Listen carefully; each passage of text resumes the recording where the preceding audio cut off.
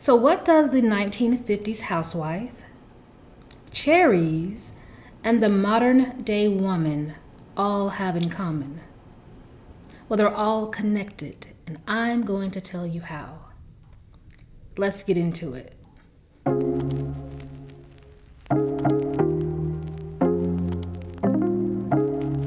Hi, my name is Tammy, and welcome back to my channel.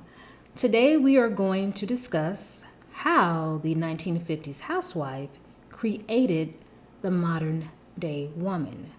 Now, what do I mean by that? Well, let's break it down.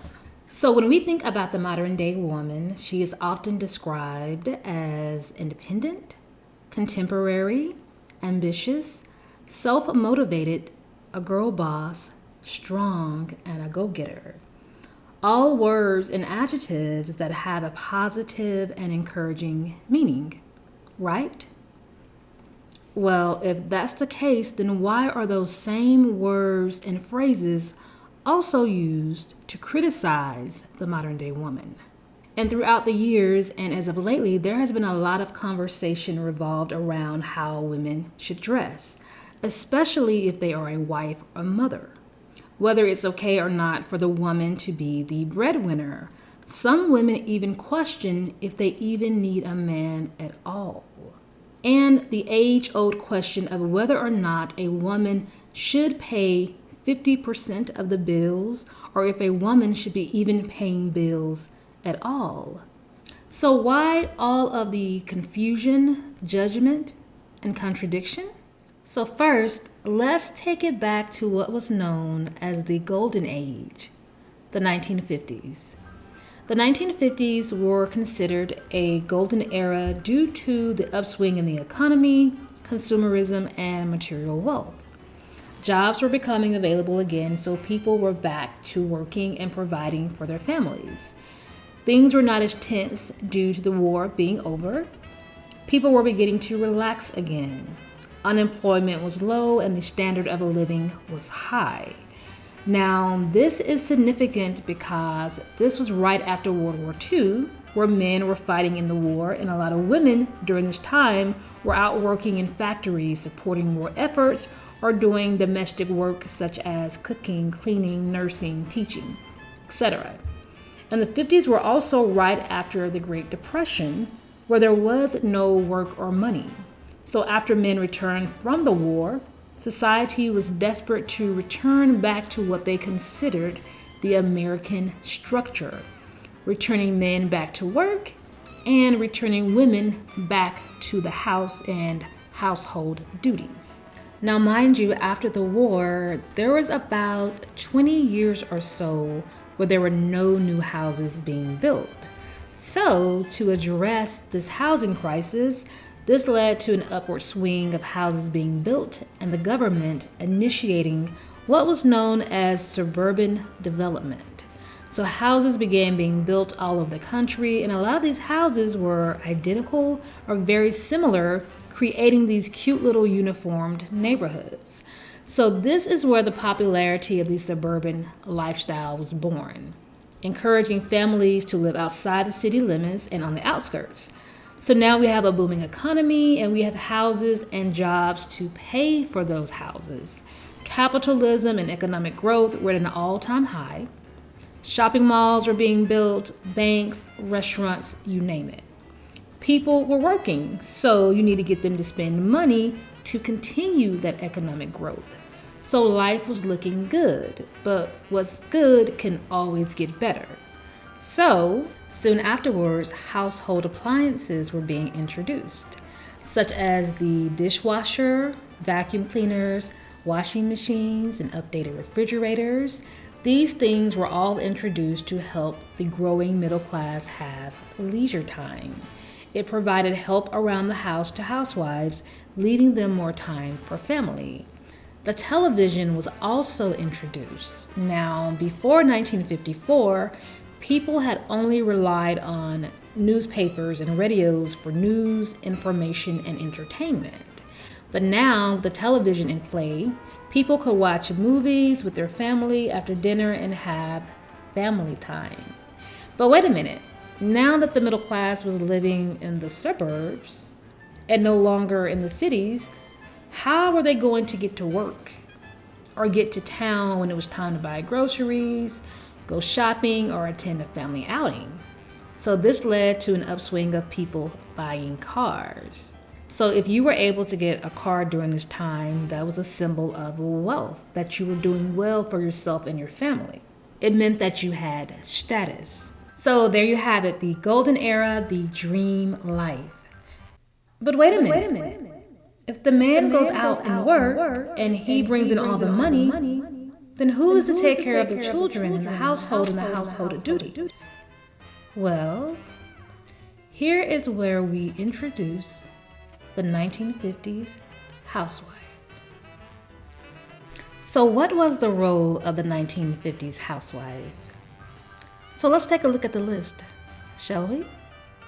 So the role of the 1950s housewife consisted of many duties, such as cooking, cleaning, tending to the children and husband, which may include things like running the husband's bathwater, running weekly errands, grocery shopping, managing the household, laundering and ironing, which meant having clothes ready for herself and her children and her husband for the next day, paying household bills, household organization, organizing social gatherings, all while maintaining themselves and looking beautiful and elegant while doing so. Yes, they were expected to look lovely while completing these tasks. For example, wearing heels while vacuuming the floor. Women were expected to keep their bodies beautiful, to get a man, and to keep a man. She was the center of the family with high expectations from society. She was in charge of teaching her daughters etiquette and womanly skills, especially as it pertained to cleanliness. Her job was to also accompany her husband to outings, join social clubs, church organizations, and be responsible for teaching their children morals. Also during this time, women were marrying extremely young. The marriage age range for women was from around age 21 to age 24. And if you weren't married or engaged or even had an eligible suitor by age 25, some would even consider you an old maid.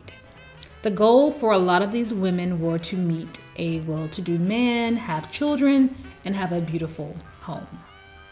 Now, I do want to note that there is a distinction between the white suburban housewife and the black housewife during this era. Now, during this time, there was a lot of things going on with segregation and civil rights. This was during the time of the Brown versus the Board of Education and the Montgomery bus boycott. A lot of black women did not have the luxury of staying home and not working. The majority of black women had to work and help their husbands bring in income just to make ends meet. In fact, a lot of black women did domestic work and worked as servants and maids for the white suburban households, helping those wives maintain their homes and lifestyles. Some worked under harsh conditions and were not allowed to use the restrooms, and some would even have a separate restroom for their workers. Now, if you've seen the movie The Help, it kind of provides you with a visual of these types of jobs for black women back then. Also, according to some of the black women that took these roles, they stated that some of these jobs did indeed pay very well. Now, this also pertained to other women of color and lower class white women who also had to work domestic jobs to help bring income into their households. Now, as it pertains to black people during this time, usually in the media, black women are portrayed as maids, servants, or helpers of some sort. But there were a lot of black people acquiring wealth during this time. Especially in Chicago, Chicago's South Side in particular, was the center for African American culture and economic growth. There is a particular area known as Bronzeville that consisted of black businesses and wealthy black people. An increasing amount of African Americans were moving into middle-class neighborhoods and buying houses and upscaling to a much better quality of life. Now, unfortunately, at some point, Bronzeville began to decline due to unfair racially motivated practices to intimidate and block African Americans from attaining real estate and moving into these neighborhoods, such as restrictive housing and a practice known as blockbusting. Now, it is very important for me to note that Black women were not just maids or servants in the 1950s. There's so much more. And that is why I have made a point to create vintage content showcasing hairstyles and clothing for Black women throughout the decades. And I remember when I first started creating vintage content, I would get so many comments of people stating how they had never seen a Black woman in the 30s or the 40s or the 50s outside of maid clothing, or they had never seen positive representation of Black women in the earlier decades, which is why it was very important for me to include that in my content, because I do know that not only does representation matter, but accurate representation matters. Although there are some distinctions between Black and white women in the 1950s, they still had a lot in common as it pertained to gender roles. Both women, whether they worked or not, still had to maintain the household and obey their husbands, and most of all, stay in their place, which meant being ladylike. So what did it mean to be ladylike? Well, being ladylike had a lot to do with the public image and style. After the war, a lot of new types of fabrics and clothing styles were introduced. The types of clothing you wore signified your status, your conformity, and also your individuality. The most popular body shape during this time was the hourglass, which consisted of a large or rounded bust, a small cinched waist, and well-defined hips. And if you didn't have this shape naturally, a lot of women would wear corsets, bustiers, and restrictive undergarments to achieve such desired look. They would also wear cone-like bras to enhance their busts. So just to name a few popular clothing styles for women during the 1950s, they wore poodle skirts, tucked tight-fitting blouses, capri pants, pedal pushers, Bermuda shorts, halter tops, sweater sets, cardigans, stiletto heels, petticoats, pearl jewelry, ankle socks, handkerchiefs worn around the neck, also referred to as neckerchiefs, scarves, and denim jackets and leather jackets. Other popular styles were dresses such as wiggle dresses or pencil dresses, where a woman could show off her shape without revealing too much skin. Women were expected to be sexy but still classy and elegant. They could wear tops showing a little cleavage but not revealing too much to avoid being associated with a bad name or, even worse, ostracized. Women were to be honorable and coy and shy and cutesy. They were to be sought after, and they were to be the prize. Women were judged on how well their clothing looked and how well their bodies looked in their clothing. Hair and nails had to be painted neat and clean, so a very polished pedicure and manicure. Women were to be smart, but not too smart. If she overtalked or displayed too much intellect, this could be looked at as showing off or embarrassing the husband and unattractive. But if her tone was cute and shy, she could get away with saying more.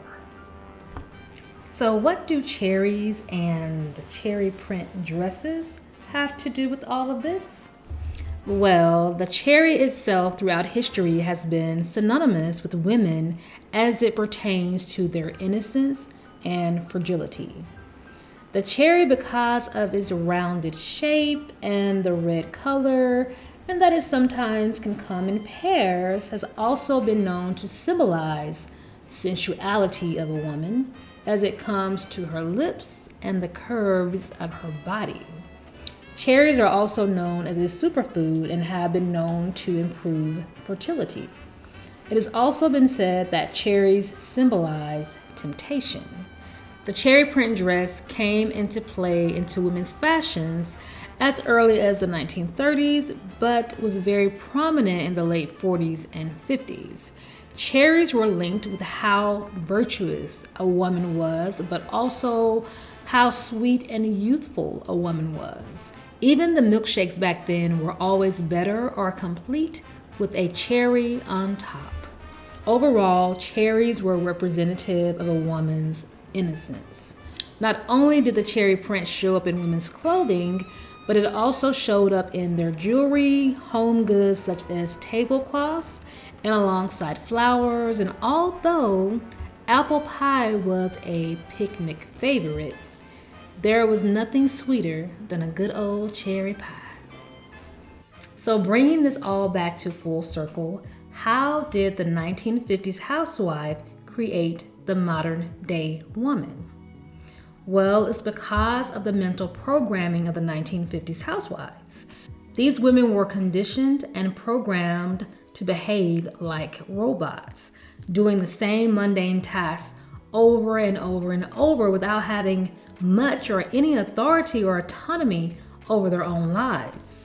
The movie The Stepford Wives is a great example of this type of mental conditioning. Now, I admit the aesthetic of the 1950s suburban housewives is beautiful. Living in nice houses with manicured yards, everyone dressed so prim and proper, always put together, beautiful clothes, pastel colors, always something baking in the oven. I personally love when I bake a cake or a pie, how the smell of the aroma just fills the house. And when I think about these women, this is what I think their houses would smell like. It looks like the perfect life, and it is one of my favorite tropes to play as an actor. But the problem with this is that it is not realistic or sustainable. These women were living in a duality of reality versus perception, real life versus Barbie doll life, and oftentimes found themselves feeling desperate and lonely and wondering who they were as a person. The inner question that often arose was, who am I? A lot of these women had no identity outside of being a wife and or a mother. Society put so much pressure on them to choose either motherhood or a career. They definitely could not have both. These women were being rocked to sleep, meaning that the years were passing by without them feeling fulfilled and heard. Their wants, needs, and desires were often suppressed in support of their man, their children, and for the overall good of the household. The condition of these women's mental state was not in a good place. A lot of them stated that a lot of the chores were not hard, but they would often go to bed every night and wake up exhausted. And it was mainly because they had no passion or no voice. For a lot of these women, their day-to-day was maintaining the house and organization, but on a bigger level, pleasing society and putting forth a picture-perfect facade. They ate whatever their families wanted to eat. They were wearing whatever their neighbors were wearing and keeping up with the Joneses. They were wearing matching outfits with their daughters and families, especially on holidays, just to keep up an image or to impress others. A lot of them were so bored, they would sit around with other housewives eating treats, gossiping just to pass time. They were controlled and programmed, and they could not find their identity within themselves. And that is a problem. Anytime you have a group of people being suppressed or not able to reach their full potential, that is one of the worst feelings in the world. They were quote unquote living the life in a protected environment, but very limited environment. So when these women finally began to wake up, they rebelled against this system. It was even said that white women gained courage from watching black women stand up for their rights, and they began to speak up for themselves. And of course, this led to liberation and feminist movements. So when you come from a time where women showing off their shins is considered too much skin, you give birth to the liberated modern day woman. The modern day woman wants to embrace her sensuality, her feminism, She wants to have options and not have to choose between motherhood and career. She wants to do it all. Modern day women want to do it all, or they believe they at least should have the option. And they don't want to be boxed in and have to choose between motherhood and a career. And they don't want to be controlled, especially by a man. And a lot of women don't have a partner or a husband or a significant other and have to do everything by themselves. And that's why for them, gender roles do not work. Or if they do have a husband or a significant other, it's not a good relationship and they don't trust them to lead the household. Now, I do think for some, gender roles do work. Now, I don't think they have to be labeled gender roles. I think people should do whatever works best for them as it pertains to their household. I think it's kind of nice to have one person work and bring in the money and then the other person take care of the house and their children. I kind of do understand and like that balance. Both are big roles, and it is a lot of work for one person to have to take care of both of those sides. But I also know that that doesn't work for everybody. And not everyone wants to do that. Now, I do know and understand and respect that it is some people's passion to be a mother and a wife and a homemaker. I think that that is absolutely beautiful. But I know for others, it is not. And both ideologies and lifestyles should be respected. Now, I don't think men should be telling women what to wear or how to wear their clothing. I think that there should be a level of mutual respect between the relationship between the two partners. But I personally like the old-fashioned way of a woman not showing off every part of her body as it pertains to attracting a man. I like a little mystery, and I don't think you have to show everything so fast all at once. I like the idea of women showing sex appeal, but keeping a little something to themselves as well. But I do understand that some women do like to show it all. Now, me personally, I have always loved 1950s old Hollywood glam. I grew up watching Marilyn Monroe, Dorothy Dandridge, and the women of that era, and for me, that has always been the epitome of sexiness.